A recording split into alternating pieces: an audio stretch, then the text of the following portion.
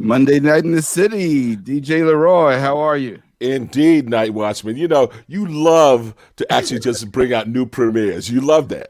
So good one. Thumbs up on that one. Okay. Anyway, how was your week? Week was good. Week is good. No Okay. complaints. Well, you know what? Literally, it's a little more than 4 years because it's Mm-hmm. now the 23rd, but Mm-hmm. a little more than 4 years ago, we had what we billed as a Revolutionaries brunch. Mm-hmm. With the election of Donald Trump, we wanted to discuss how that would impact things going forward. So I'm curious now to get thoughts from those who were there at the first Revolutionaries brunch to find out now, 4 years later, was it as bad as we thought or just about the same? Mm-hmm. So call out some guests on that, Mm-hmm. okay? Let's do it. All right. Our first guest is we want to actually get, I guess, what we call the millennial take on things. And so she was, I would say, instrumental in really bringing that passion, bringing that fire. And that, of course, is Miss Anna Roberts. Welcome to Soul Lounge Primetime. All right. Hello. Thank you for Hey, having me. absolutely. Absolutely. Then another person we brought is a gentleman who we've even had come on to one of our other segments, and that is an entrepreneur and as well as a person who keeps me informed about stuff going on, Mr. Aubrey Eric Smith. Aubrey. How you doing? All right, good. Now, as you know, Night Watchman, you know sometimes I get on this woman constantly, right? But now I'm not even going to get on her because she has a lot of stuff popping off in her home of Detroit. Mm-hmm. Exactly. We know what they were trying to do there. So bring her out here, Miss Misha McClown. Welcome Hey, back. thank you. Good to see everybody. You too. So you know what? I want to find out from each of you guys. Give you a couple of minutes, no, a couple of seconds, literally to just talk about yourself, what you do now since 4 years ago, where you were. Anna. So 4 years ago, I was in graduate school. I was learning to be a journalist. All of that was happening, and now I teach storytelling at the Moth in New York City. And we basically create corporate workshops for corporations, et cetera, to learn the fundamentals of storytelling, which everybody could use nowadays. I think a little empathy wouldn't hurt considering the last 4 years. Yeah. Absolutely. Yes. Right. Aubrey. Wait, let's stop because I'm hearing some feedback somewhere, and I'd rather we kind of deal with that now before we get deeply into this. So, okay. All right, now I don't hear it. So, Bree, it's not you. Misha, come back off of mute. Let's see what happens. Okay. Wait, it's you. Oh, stop. Of course it's me. Well, If you what guys should I do? Do you have headphones? I don't know. I do, but I don't know if they work with the computer. Okay. I'm gonna mute and try it, but I can try it. Okay. Yeah, let's try it. But I mean, in the meantime, I'll just stay on mute until it's my turn. Okay. All right. So what we're going to do, we're going to start all over again. Great. Yeah. All right. But okay, wait. Do you want to try this first? Yes, actually, we do. I've never plugged them into the computer, so. Oh, wait, they fit. Oh, kind. Hello. Oh yeah. Oh, Oh, much better. Yes. yeah. Way. I didn't even Yeah. know how to do this. All right. Okay. All right. All right. Okay. So the feedback is gone. Mhm. Okay. So we're going to start all over again.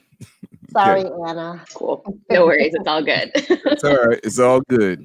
Yeah.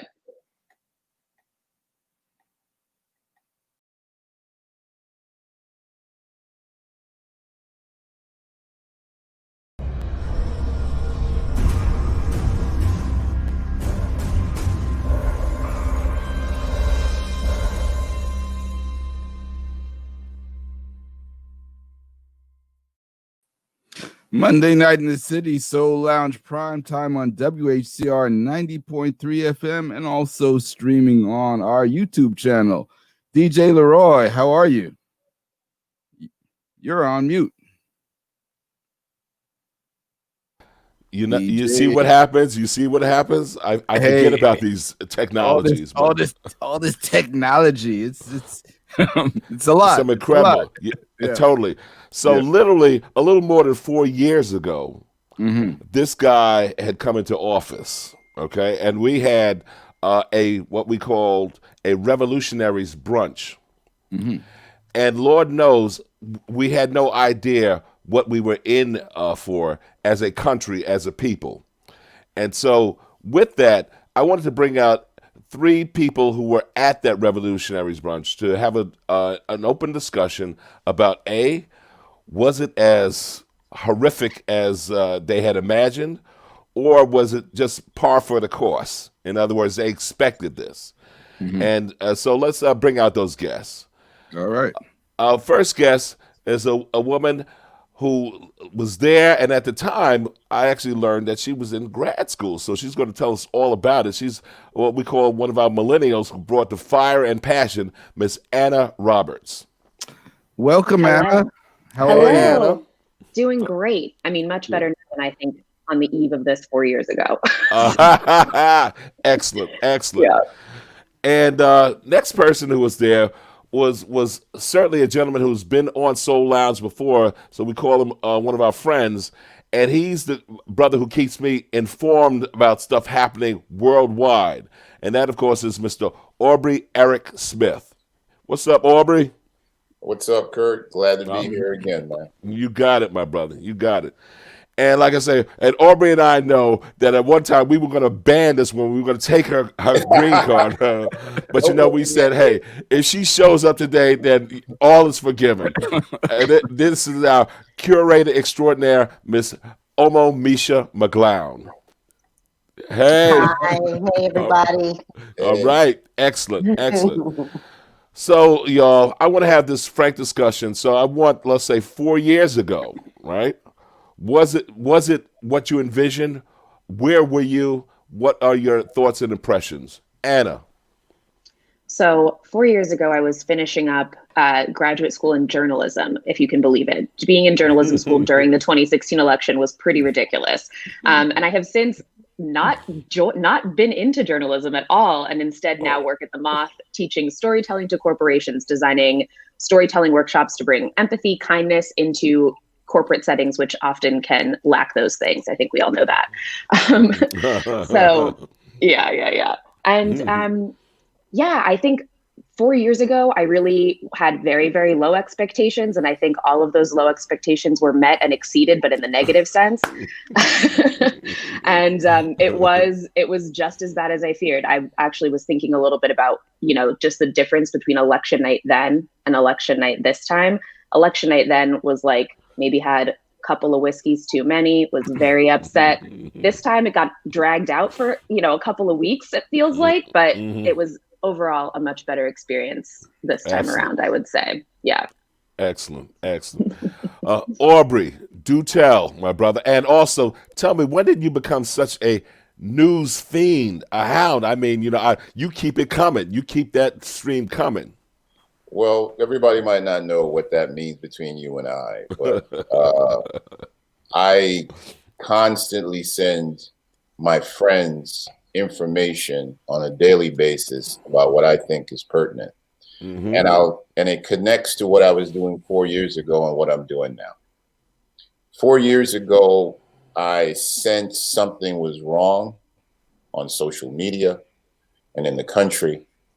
We had gone in such a negative direction on the Democratic candidate, and we had been so acerbic and heartless on the Republican side and how they went about waging their primaries, that I said, something's going on beyond what we see. And I was right.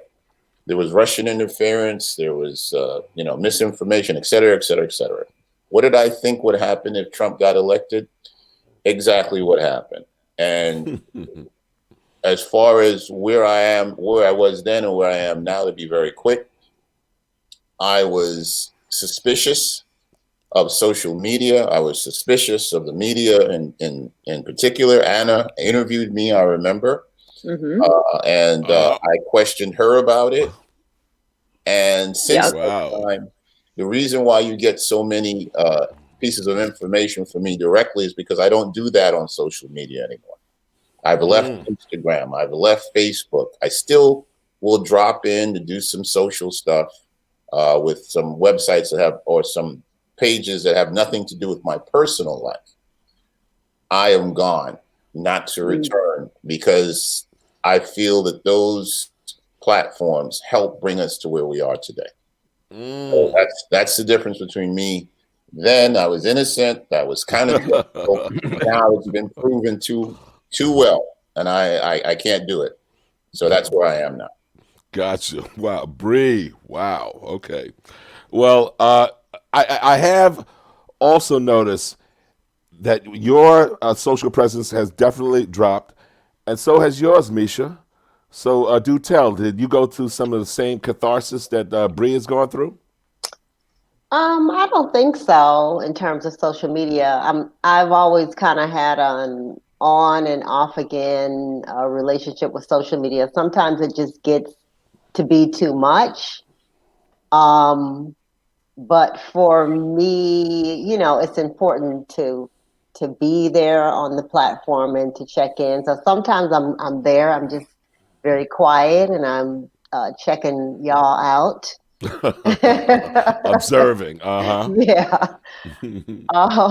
But in terms of where we are now and where I thought we would be 4 years ago, obviously that was, Trump being elected, was a very bleak situation, for all of us who did not vote for him. But I'm a generally optimistic person, and perhaps naively so. I believe that there's a goodness in everyone, and that I'm always hopeful that some of that might come through. So for me, this past 4 years has been much worse than anything I could have imagined. As bad as I thought it was going to be, it's been 10 times worse. Wow. Okay. Yeah.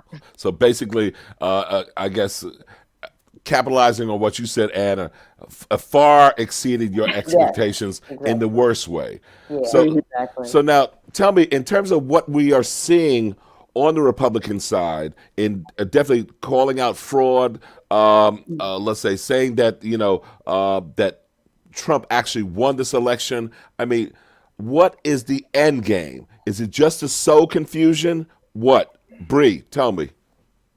Oh, as far as Trump is concerned, or the GOP? Which one you want me to let's start off with Trump. What's he trying to do?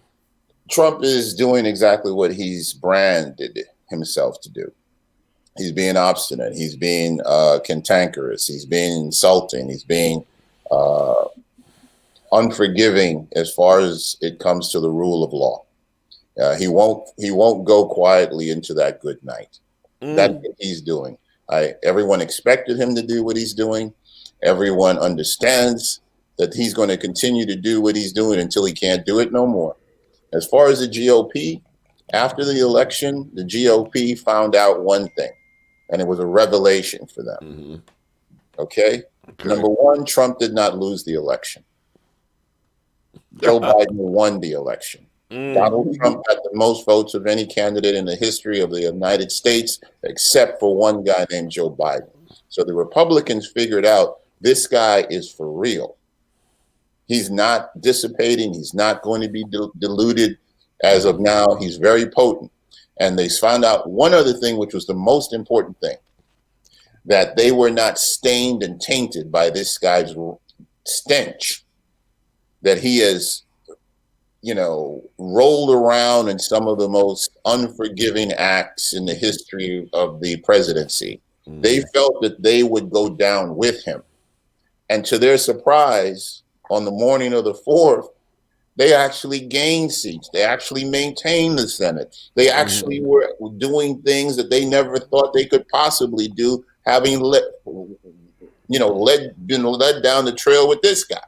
So now they're saying, okay, we now are no longer the dog being wagged by the tail. We now are the dog again.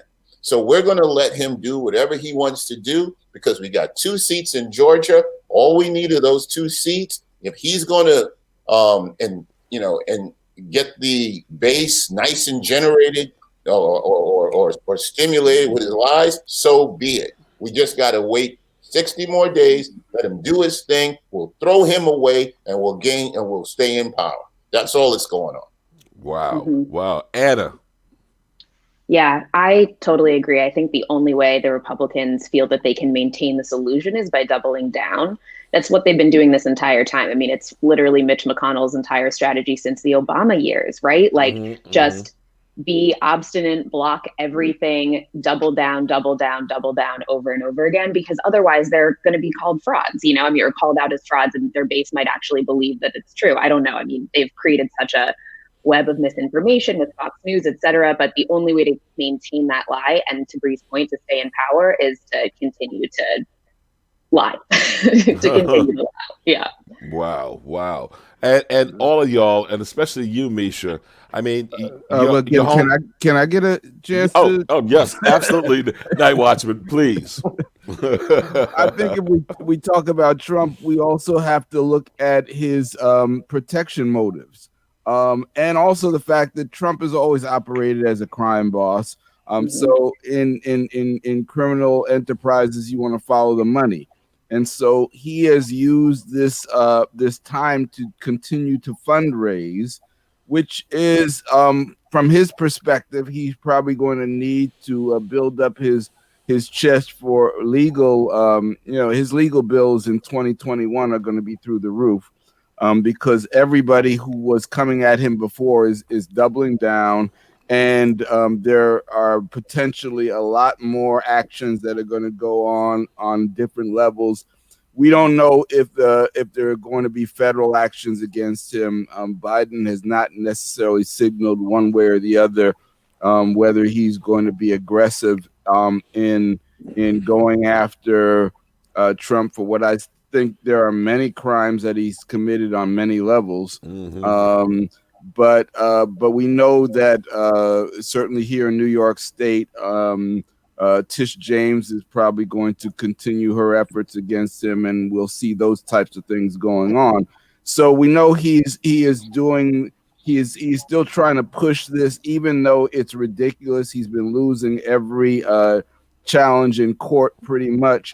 But it gives him a chance to continue to extract money out of his base and obfuscate. But there's still a chance that, thankfully, we're seeing some reason in these judges who are seeing these challenges and saying, you don't have a shred of evidence, so no.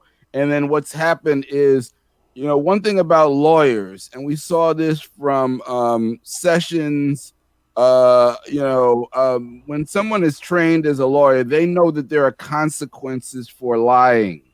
And so there are many of these lawyers, they filed papers, and then when it came right down to it, they withdrew their papers just before they went in front of the judge because they were afraid of sanctions. And that's what's been happening, kind of like a domino effect in terms of all these challenges nationwide. So there's some sense of sanity that's coming back. but I think we still have to be vigilant until the inauguration. Okay. Yeah. Thank you for that. What I was going to try to ask Misha. Now, we certainly do know in terms of Kwame Kirkpatrick and what had happened there when he was the mayor, but to wholesale take like or any and every vote of predominantly people of color and just throw them out. What the hell's going on in Detroit? Please do tell, or Wayne County, I should say. There hasn't really, as far as I can see, there hasn't been a real local outcry. I think everybody's pretty confident that none of that is going to fly. But in general, just the contention between the governor here and Trump and, his people trying to kidnap her and showing up at the Capitol, brandishing arms, so he's definitely, reaching out to that base to support him in this fight to try to, overturn the election. But nobody here is really seems to be really. It hasn't really been a conversation, strangely, like on the ground. So nobody's really concerned about that. And I think, we don't have to be concerned about him overturning the election. Biden will be president. Kamala will be vice president. But I think the division that he's sown in the country, we're going to be dealing with that for a long time. So, that's just what I'm looking at right now. Where do we go from here? Trump will be out of office, but his stench will endure for many years. And how do we address that? How do we get back to some kind of normalcy? So let's say this, Bree, with 72 million supporters, right? And he's still lost. I mean, as some folks have said, he has created a movement that is not going to quietly go into the good night, as they say. What's going to happen? Will Biden be able to govern with them still out there? And if we do not get Georgia?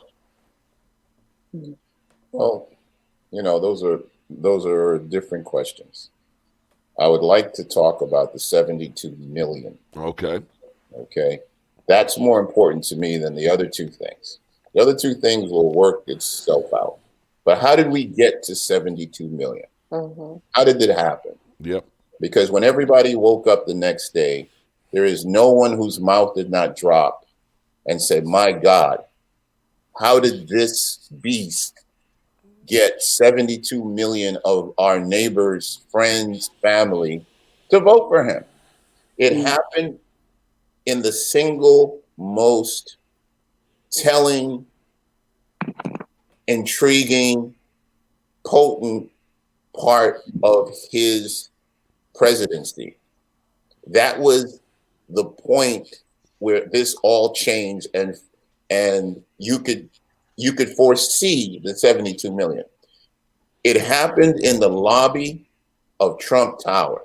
And it happened in the lobby of Trump Tower because of something that happened in Charlottesville.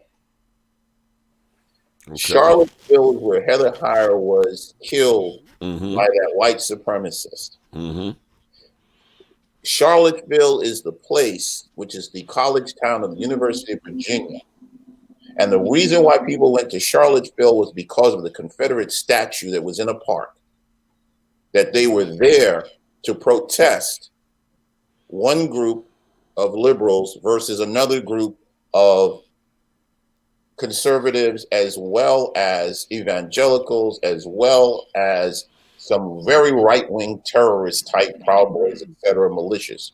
So now in the lobby of Trump Tower, he comes down and the media brings him a particular microphone and asks him, what do you think about what just happened in Charlottesville. And the most famous and telling thing he ever said in his presidency to me was that there were good people on both sides of what went on in Charlottesville. Now, why do I say that was the most important and how it connects to the 72 million? It connects to the 72 million because for the first time, you had evangelicals, you had moderate conservatives, you had all of these people who, in particular, would be aghast if their neighbors and friends saw them walking around with Nazis, that would be aghast if their neighbors and friends saw them walking around with Ku Klux Klan and militias. They would say, oh, no, I am not a racist.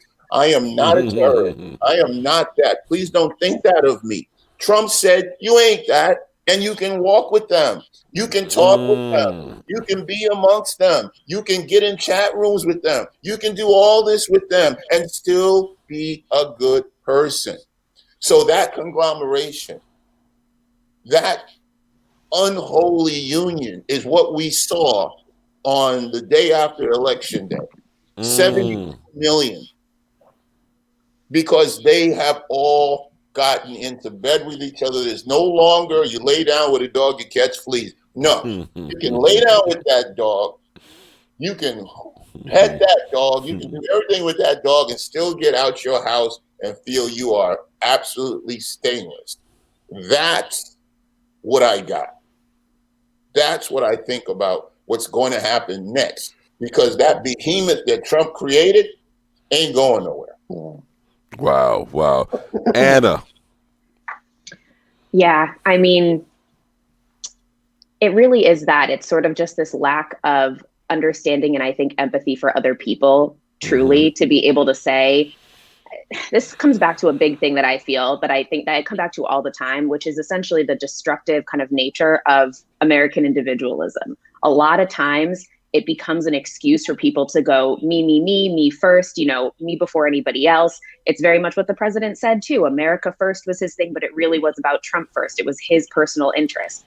And when you prioritize your personal interest over the interest of millions of other people that live in the country with you, or even just your neighbors across the street, it doesn't even need to be that widespread. Sometimes I think our thinking is so self-centered a lot of times in the way that we do policy and the way that, to Bree's point, looking through and saying, oh, good people over here too. It's ridiculous. I mean, it really is ridiculous to think about. And it just showcases a lack of caring for others at a fundamental level. Really, honestly, in my opinion, a weakness of character. Misha. I agree with Bree. We all have or can have, I'm trying to fight the light over here. I see. Or can harbor biases against the other. We all have that. We all have feelings about the other, but we're taught better. We know better. We work with that within ourselves, with each individual that we meet. We may have some thought about the other, but we deal with each individual that we meet and we allow them to prove to us who they are. Then we can say, oh, okay, they're not that idea that perhaps I was taught that they were, or perhaps that I believe they were. And that's how people move through life, and that's how we get along with one another. And Trump came along and told people, you don't have to do that. You don't have to do that. You're good. You're a good person, even if you dislike this other group of people, or you want to act out against this other group of people. So people who either may not have been acting out before, may not have been part of these growing right-wing groups, felt that it was okay to explore that. I'm still going to be a decent person if I explore that, if I act out, if I drive my car into a group of peaceful protesters. Wow. NightWatchman, you were about to say something. Well, I think Anna brought up something that's really important, which is about this lack of empathy and lack of character. And it's about something that is happening on a nationwide level. And it just really kind of ripped the illusion of the American identity, that we are, a nation of good, and we're a nation of laws, and we're about equality and all those things. And we really found out that for a large measure of our population, we're not about that. We're about ourselves and ourselves alone. And we've seen this lack of empathy. I mean, we go back, there's so many egregious things we saw over the last 4 years. Who would have thought that we would see in America kids in cages? Mm-hmm.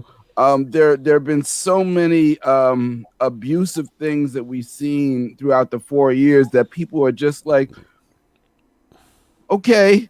So you think about the fact that collectively as a nation, we suffered a terrible loss in 9/11 when we lost 3,500 people in an act of terrorism.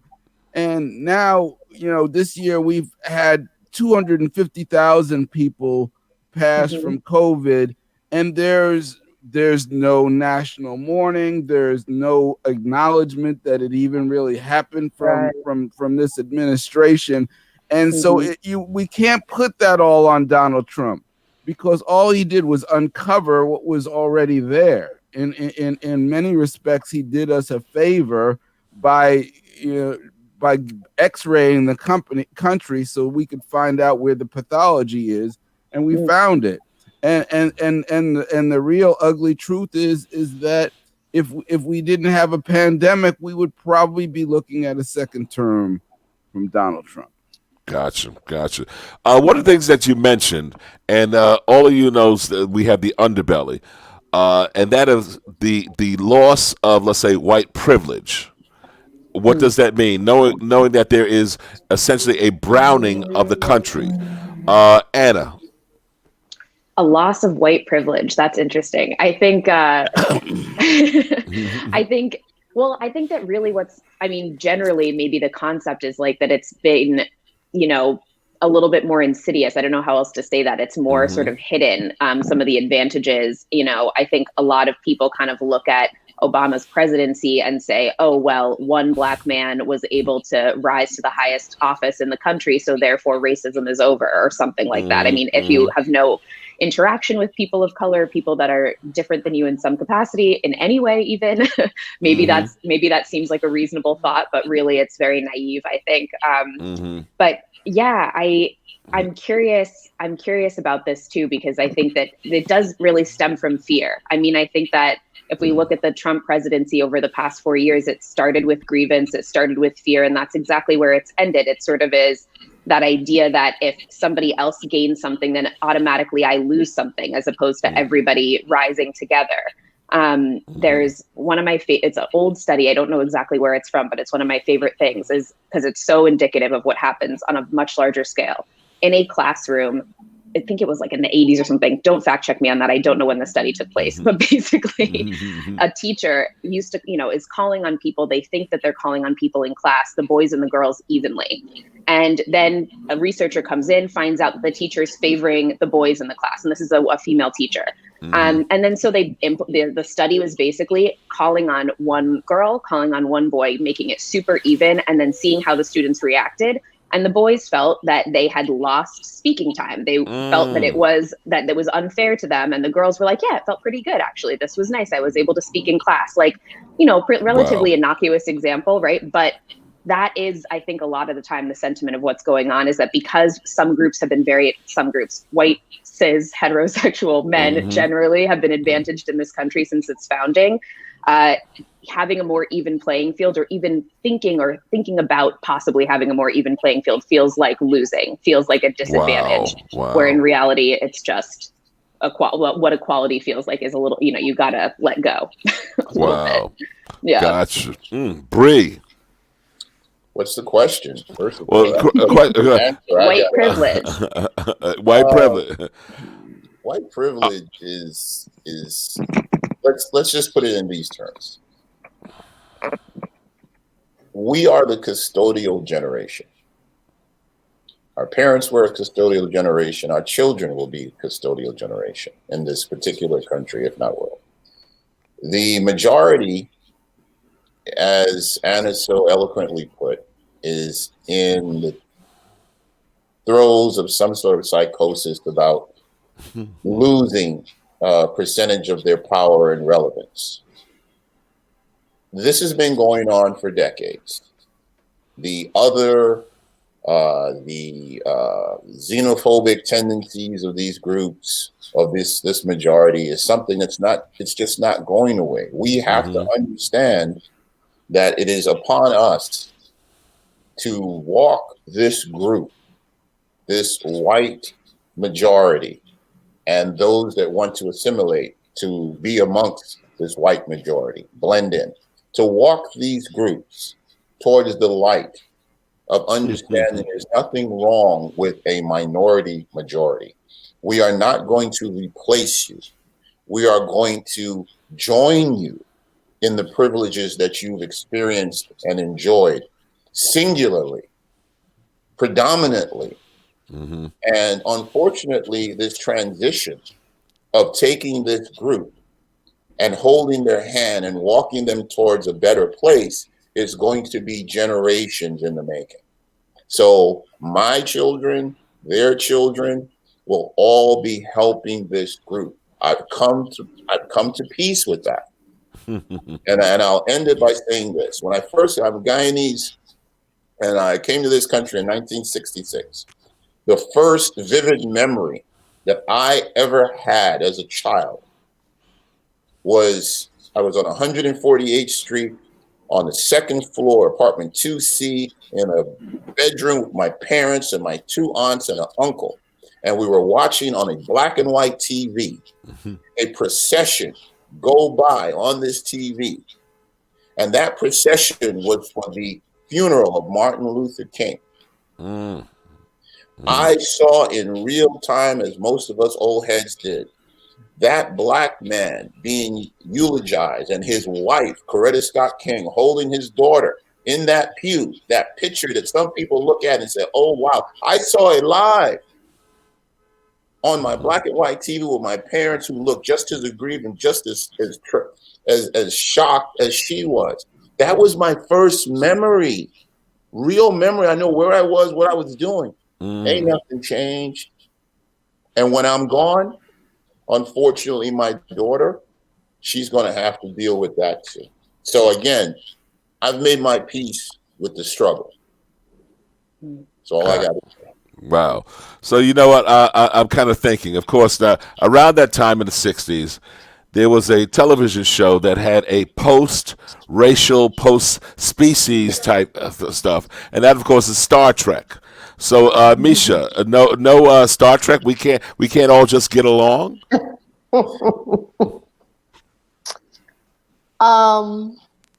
Donald Trump was the answer to Obama. I think we were kind of getting along until it was understood that we could gain that kind of power.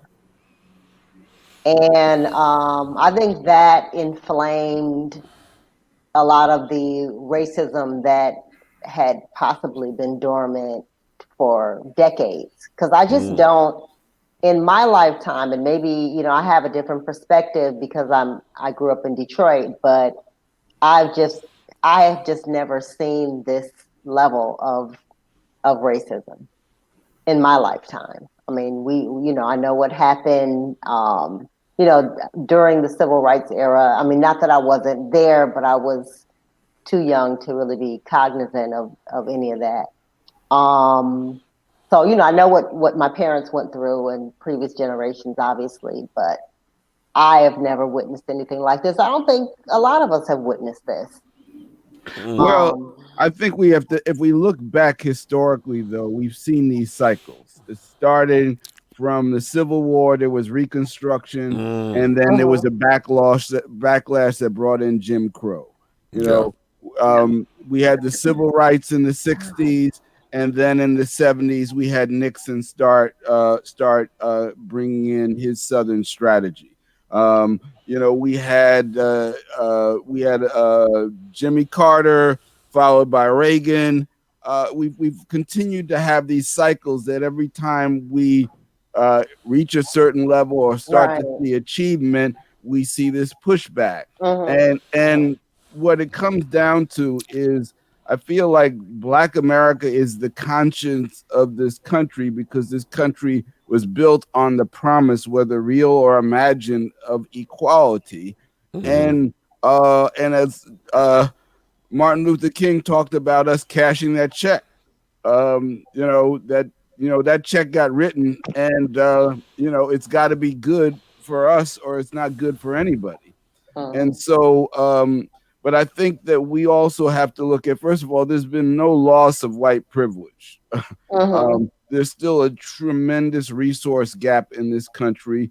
We saw that in the early stages of COVID-19. When the first wave of people who died from it were primarily people of color, and it's really interesting now that the wave that's going on is primarily probably not people of color, because it was people who listened to 45 and believed him when he said it was a hoax. I found it interesting. I'm going to flash something really quick, which is this is the electoral map. And if you see the red state areas right now.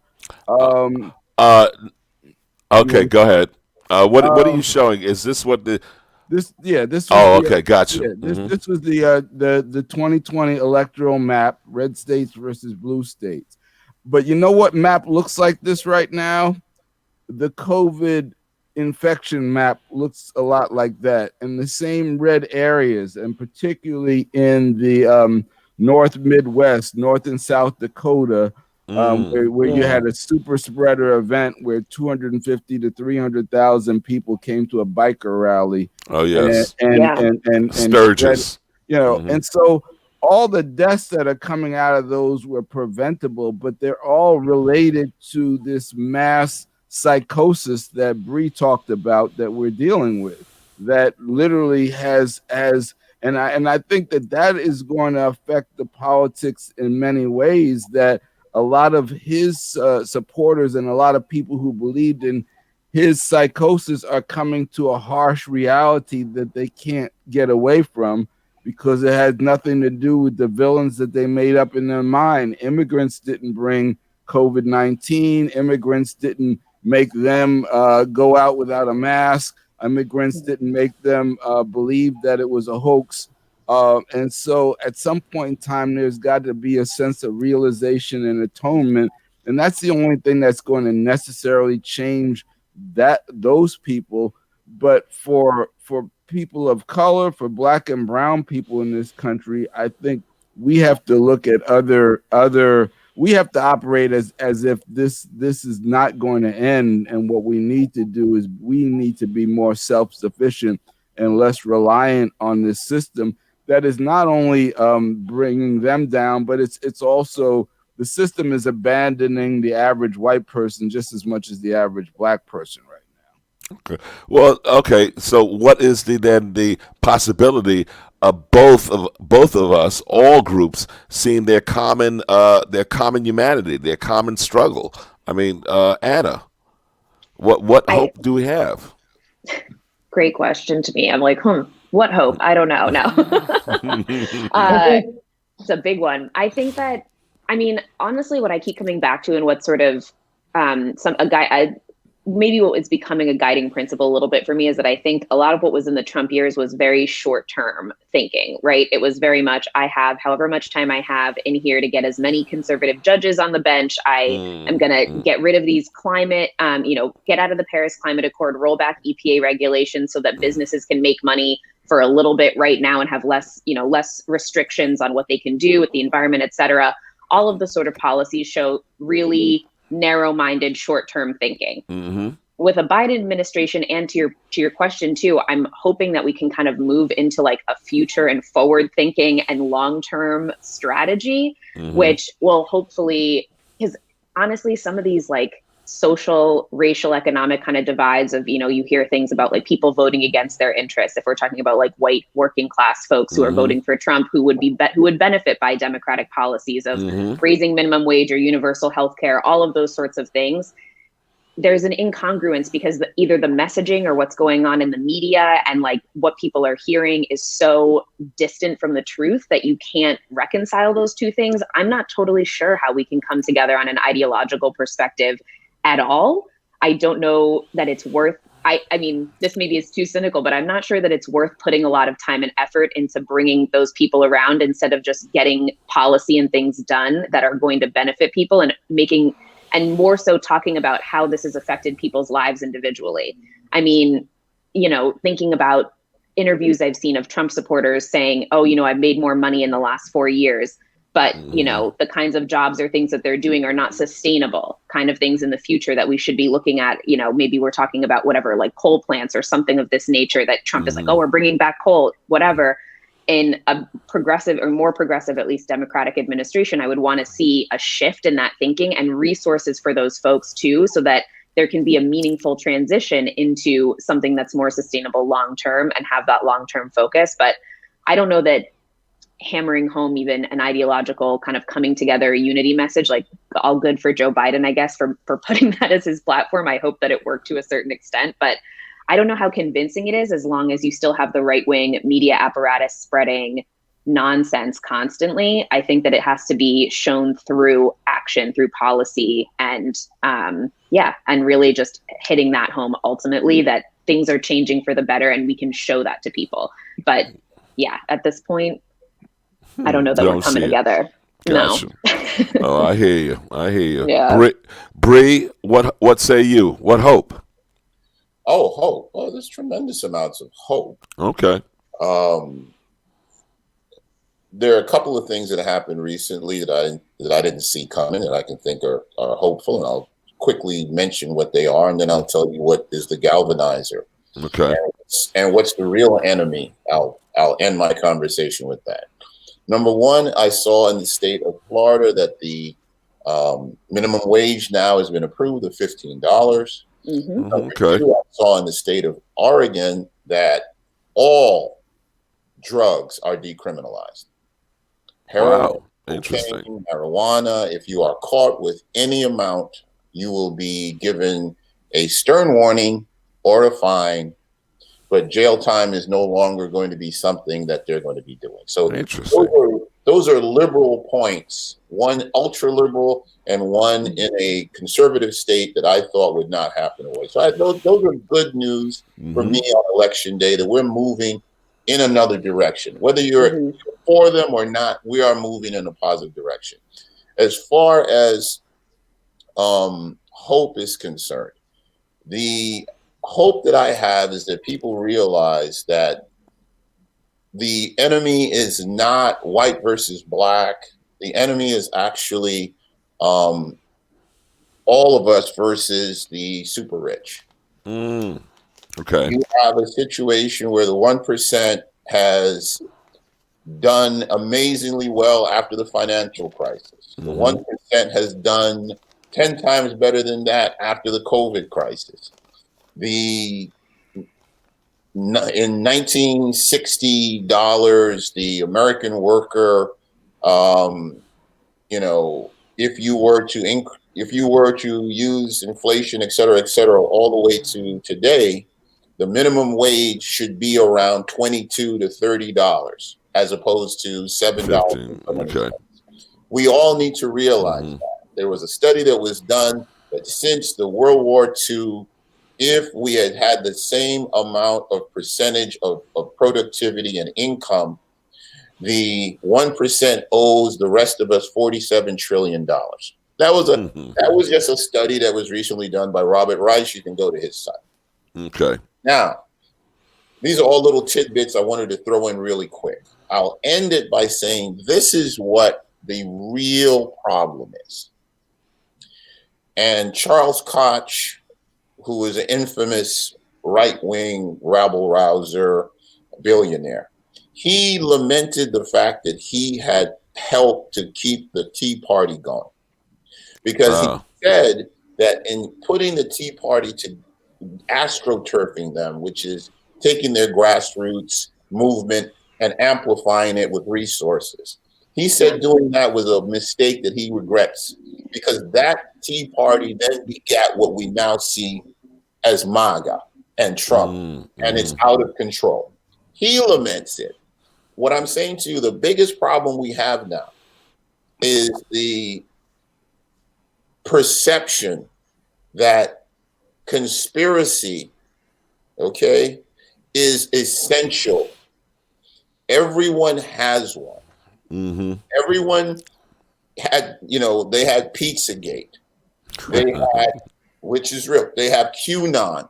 And that's because we're looking at it from a liberal versus conservative. But no, I had a relative of mine get on the phone with me and speak to me from another part of the country where we're talking about these conspiracy, and that relative, and I will never show that relative this particular video, that relative told me with all sincerity and conviction, and he is a man who is very well thought of in his community, grandfather, blah, blah, blah, very well respected, and he told me without a doubt that he knew that the people that actually ran this world were lizard people that came down from another planet. Lord. Once he told me that, I've heard that. Once he told me that, I realized there's a bigger problem than what we got going on, because we are infected by conspiracy. Wow. It's not white, it's not black, it ain't blue, it ain't yellow. It is us. And unless we get a grip on this love of conspiracy, we are headed in a place that we can't even imagine. Wow. Misha, I mean, can you even negotiate with someone who has those thoughts? You said you heard about it. Tell me. I mean, what's unfortunate is that it's, in a lot of cases, highly educated people who, believe these theories. And there's just a complete loss of truth now, and just finding the truth and determining the truth from the lie, and how do we get truth back, and how do we get truth back to the media, and social media, as Bree mentioned earlier, plays a big part in that, in spreading all the falsehoods. So you telling me that those folks, okay, because I've seen, I think it might have been Jordan Klepper, and with the Daily Show, go to some of these rallies to speak to those folks. Now, I can't even say, and I'm no expert, but they did not appear to be highly educated. Well, To me, they definitely appeared to be sheep. Mindless sheep on some level. I mean, go ahead. Tell. NightWatchman. Not all of them, but there are people who these are not all necessarily hillbillies. There are people who you would think have more sense, who believe these should know better. outlandish theories.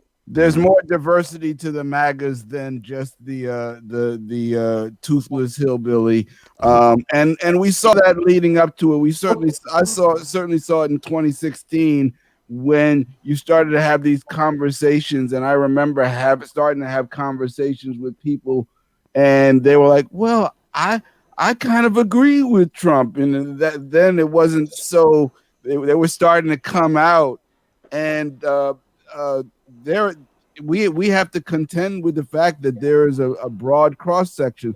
But what I want to ask is, what do we do with the black MAGAs?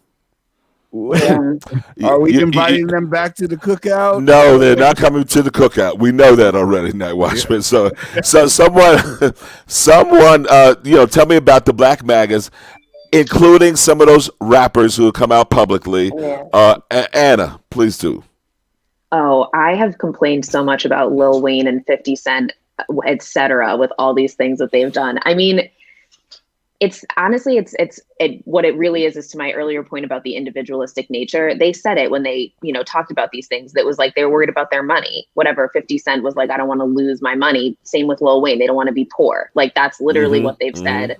If it wasn't explicitly that, it's basically what they mean. And again, it just shows a lack of consideration for anyone else. It's a take mentality that makes, it makes sense if you look at it on a very individualistic level, if you just are interested in that. But honestly, that's all I think about that. It's just selfish, and it's ridiculous to be that famous and to continue to perpetuate those things. But that's what happens. I mean, look at Kanye, whatever, like you get in these small circles and you can't see, you have tunnel vision, you can't see past what's going on in your own experience. And, I think that for a lot of these folks who have come from areas where they've come from Black communities, they've come up, they've made a lot of money, they've given a lot back in a lot of other ways, but then to align yourself with the Trump administration is just, I just honestly think it's silly. And I think a lot of them honestly could come back from it if they really wanted to, but I don't really care. I don't want them back. Yeah. I don't want them back.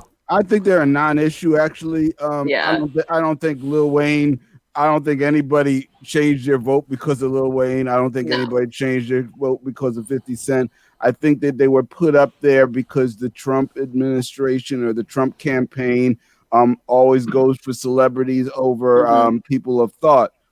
Just like transactional. Kid Rock and Scott Baio, and no one is changing their vote for any of those people. So I'm more interested in the professional MAGAs like the Paris Denards and the Diamond and Silks and those people who I feel are just carpetbaggers and the Candace Owens, people who in the past switched their allegiance for the check, and I think that's unforgivable. I think that's more unforgivable than the people who, while I might disagree with their point of view, I understand where it came from, but I have no space for people who just sold out their position for a check, especially in this environment.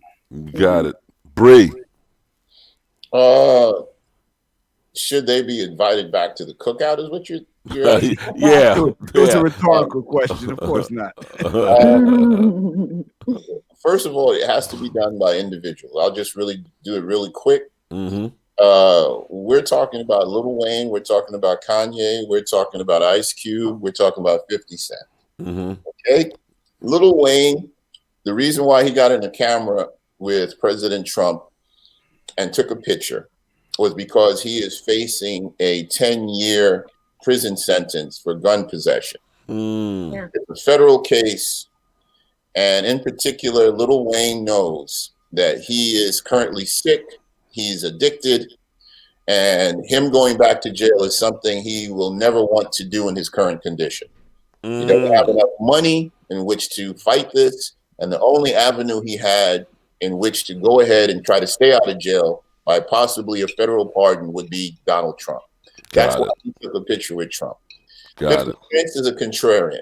He likes to do things that are shocking, that are against the grain. He found himself in a storm that he could not handle, and he retracted himself right away. Okay? Ice Cube is someone who is narcissistic.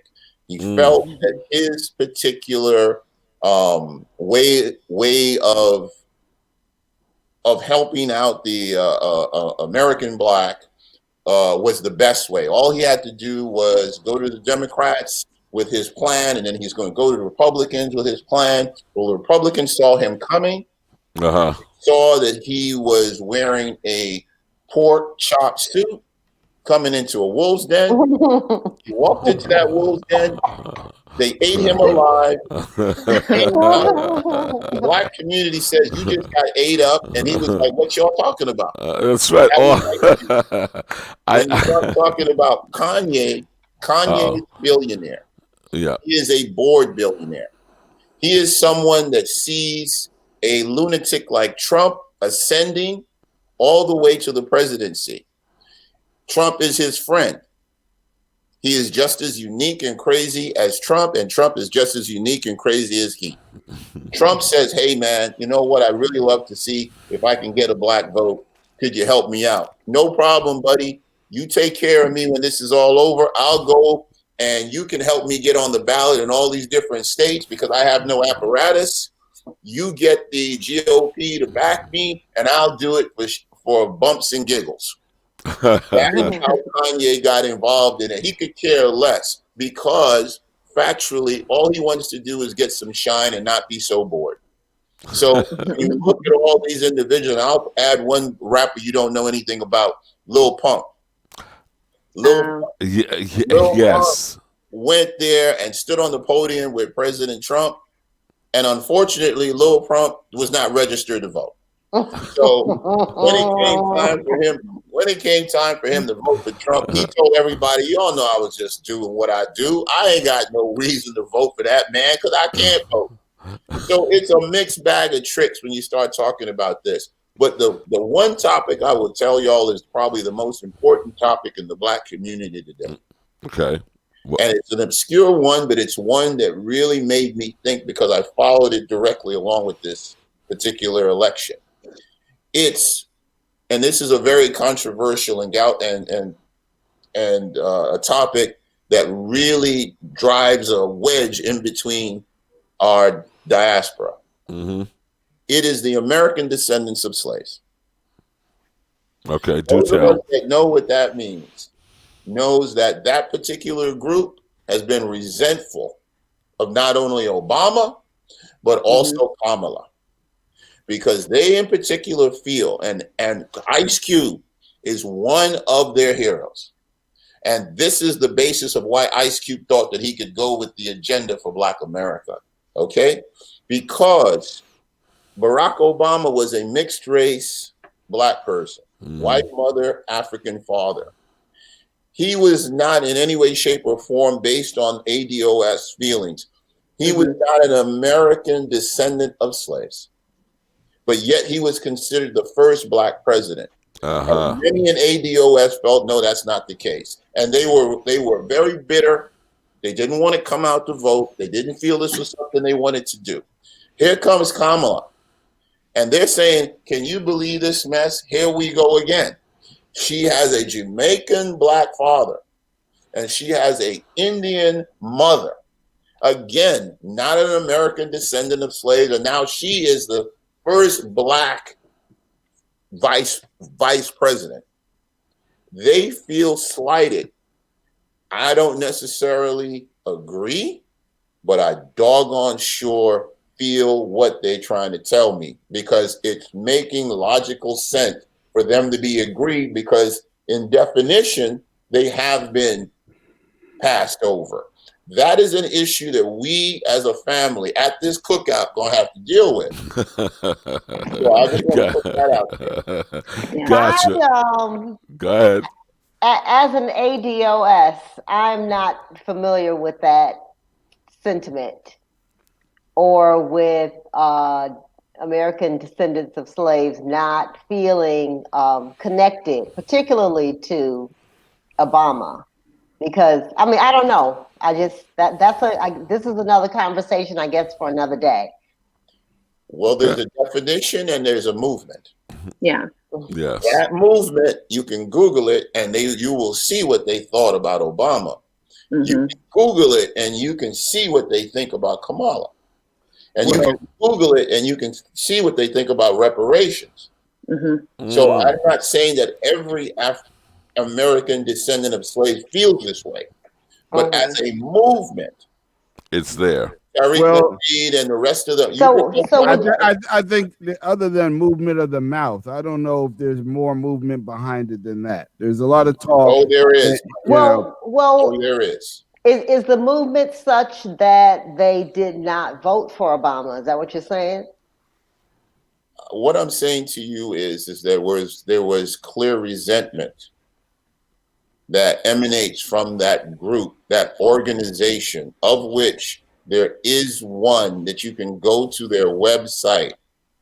There are many individuals who are friends of mine that are ADOS, not because of the definition of their birth, but because of their political pinings. And this goes back years. We've had this conversation. I had this conversation with an alderman in Chicago before Barack Obama got elected. We used to do listserv before. We used to go to these different Facebook and stuff like that. And I was on a listserv with her way back. And this was something that shocked me. And this is before 2008. Now it's 2020.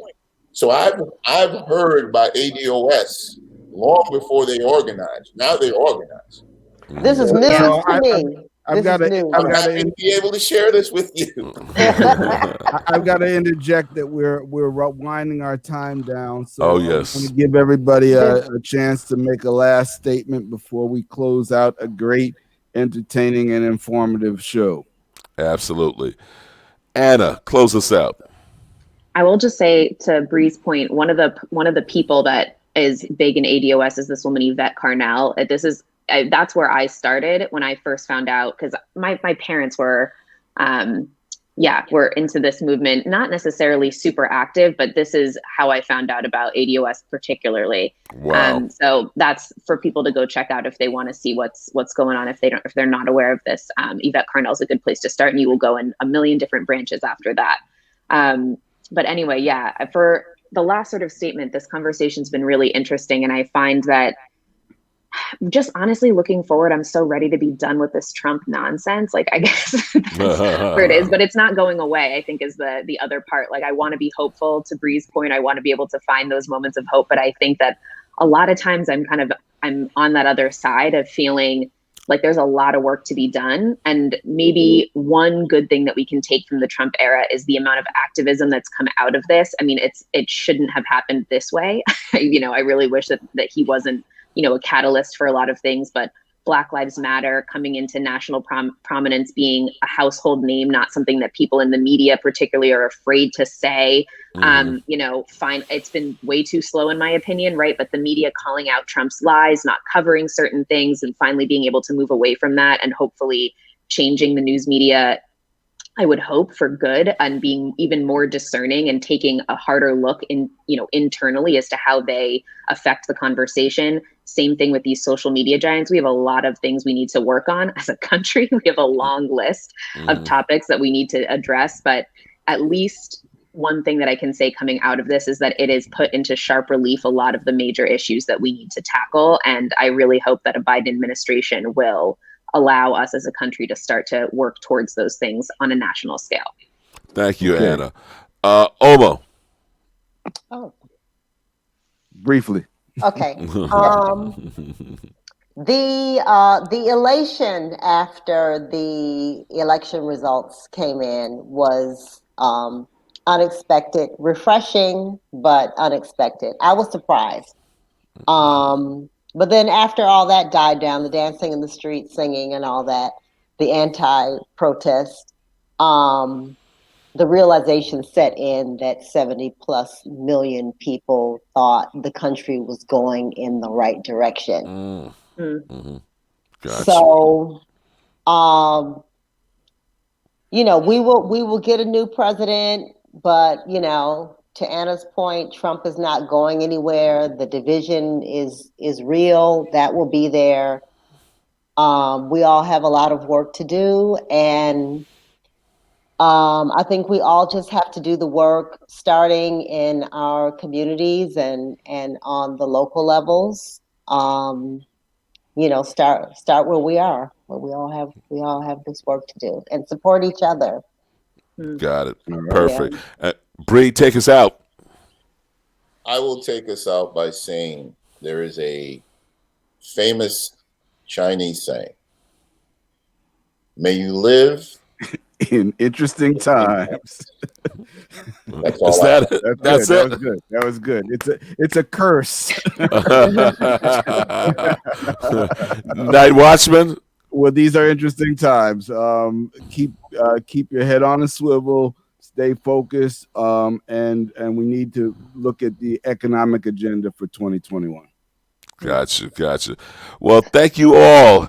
Anna Roberts, Omar Misha McClown, and Aubrey Eric Smith, a.k.a. Bree. Thank you all. Soul Lounge Thank Primetime. you. Thank you so WHCR much. 90.3 FM, 7 p.m. on the air on Monday evenings, 8 p.m. on YouTube on Monday evenings. Like us, subscribe us on Facebook and YouTube. Stay with us, and we'll see you next week. All right. Thank you all.